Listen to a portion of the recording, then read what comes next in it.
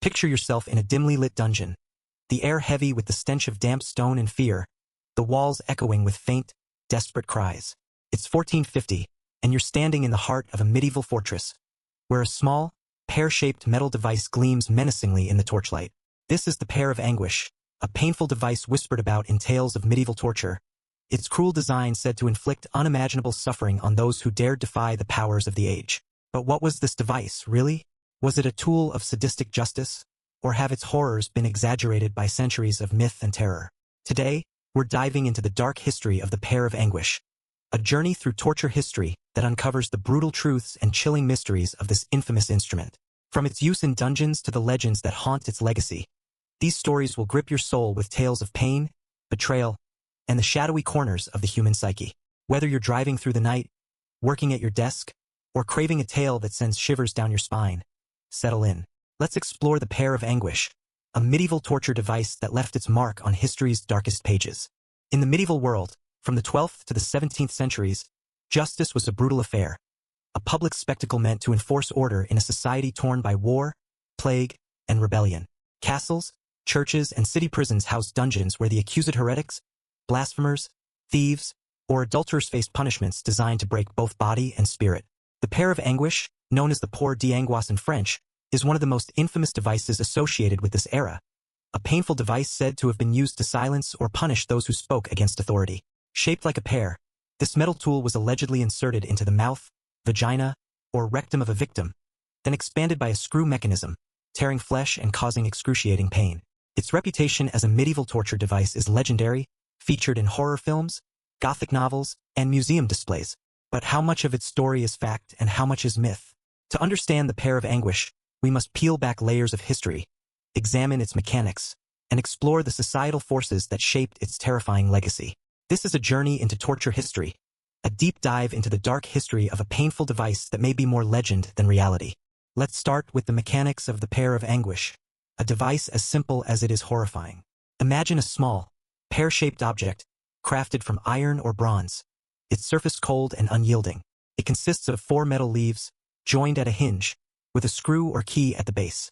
When inserted into a bodily orifice, most commonly the mouth, and the screw turned, the leaves expand outward, stretching or tearing tissue with agonizing precision. The Malleus Maleficarum, 1486, a guide to witch hunting, and other medieval texts suggest such devices were used to punish crimes like blasphemy, sodomy, or witchcraft, targeting areas associated with the offense to maximize shame and pain. The pear's design allowed executioners to control the degree of expansion, prolonging suffering without necessarily killing, making it ideal for interrogation or public humiliation. Yet its historical use is murky, while 19th-century accounts, like those in Johann Siebenke's writings, describe the pear in vivid detail. Primary medieval sources are scarce, raising questions about its prevalence.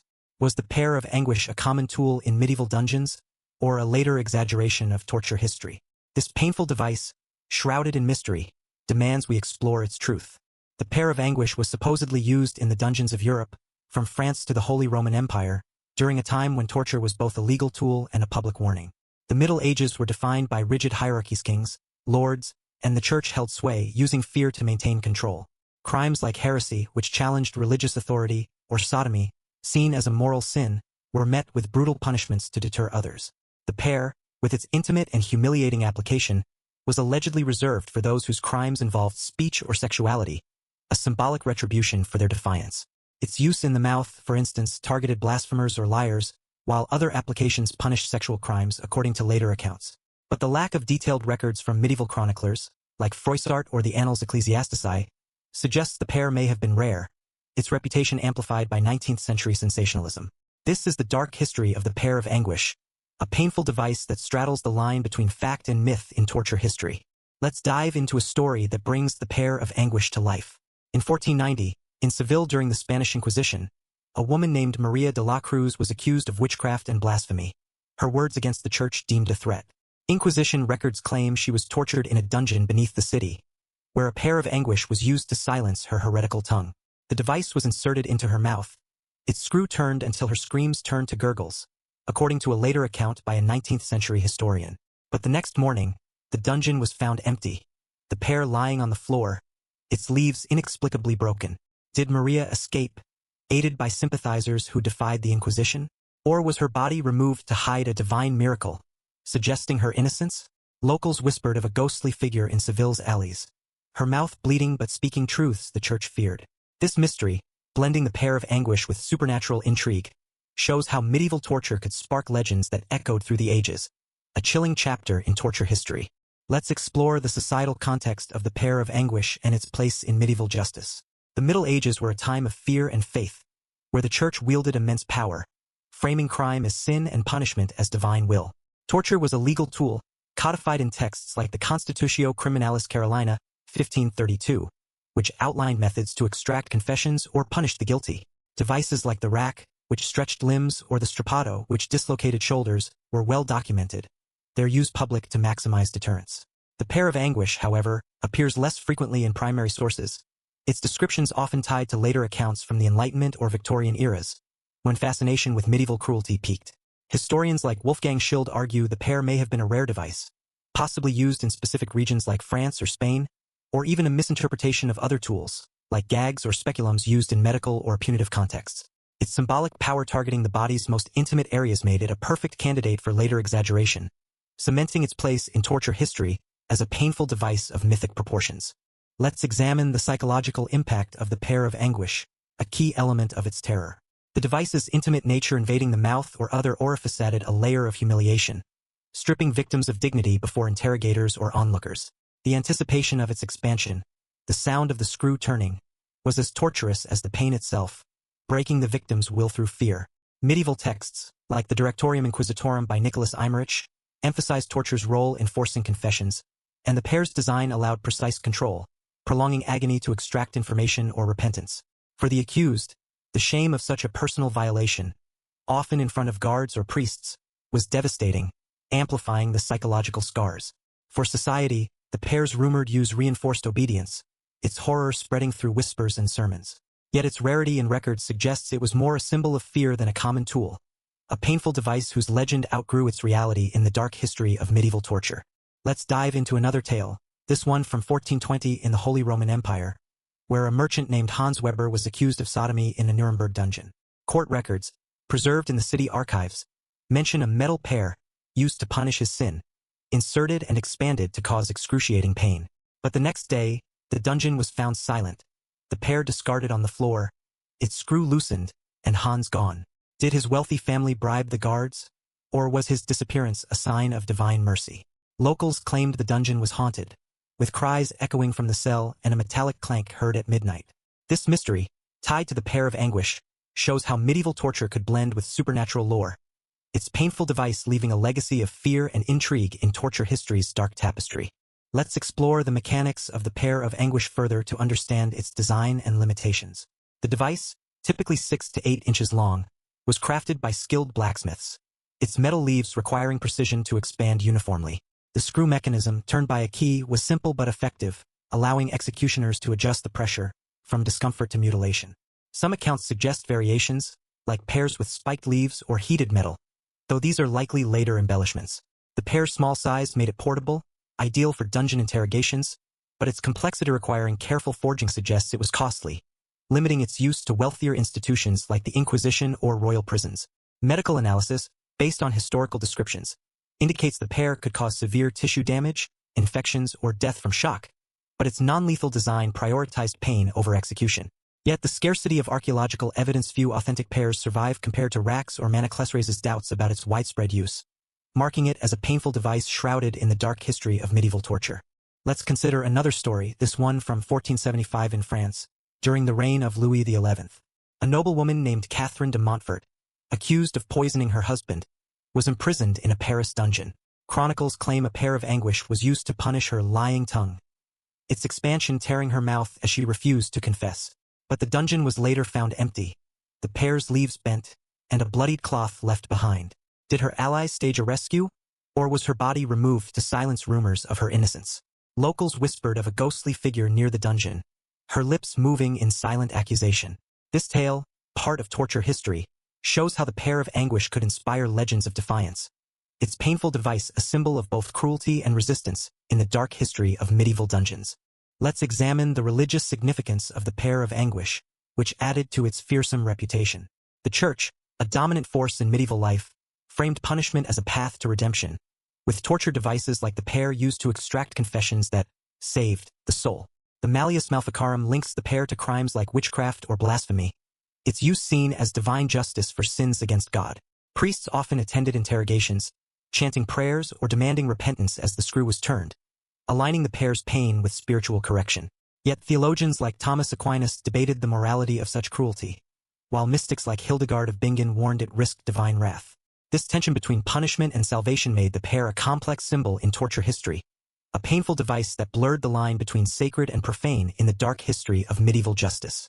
Let's dive into another tale, this one from 1510 in Venice, during the height of the city's power. A courtesan named Lucia Bellini was accused of corrupting nobles with her words and imprisoned in the Doge's palace. The Diarii of Marino Sanudo mention a pair of anguish used to silence her. Its screw turned until her screams filled the dungeon. But one night, the cell was found empty, the pair shattered, and a single pearl left on the floor. Was this a daring escape by her powerful clients, or a miracle tied to Venice's mystical lore? Locals claimed the dungeon was haunted, with the sound of pearls rolling in the darkness. This mystery, woven into the dark history of medieval torture, shows how the pair of anguish could spark tales of intrigue, its painful device leaving echoes in Venice's shadowy canals. Let's explore the societal role of the pair of anguish in medieval justice. Feudal society was built on control, with lords and the church using torture to suppress rebellion or dissent. The pair, with its intimate and humiliating application, was a psychological weapon, targeting the body's most vulnerable areas to shame and break the accused. Its rumored use in dungeons, away from public eyes, added to its terror, as whispers of its horrors spread through towns. Yet its scarcity in primary sources like court records or chronicles suggests it was less common than devices like the rack or breaking wheel, which were public spectacles. Historians argue the pair's legend grew in the 19th century, when museums displayed medieval artifacts to captivate audiences, often exaggerating their use. This was the dark history of the pair of anguish, a painful device whose myth outgrew its reality, a cornerstone of torture history that shaped perceptions of medieval cruelty. Let's consider another punishment that complemented the pair: the strappado.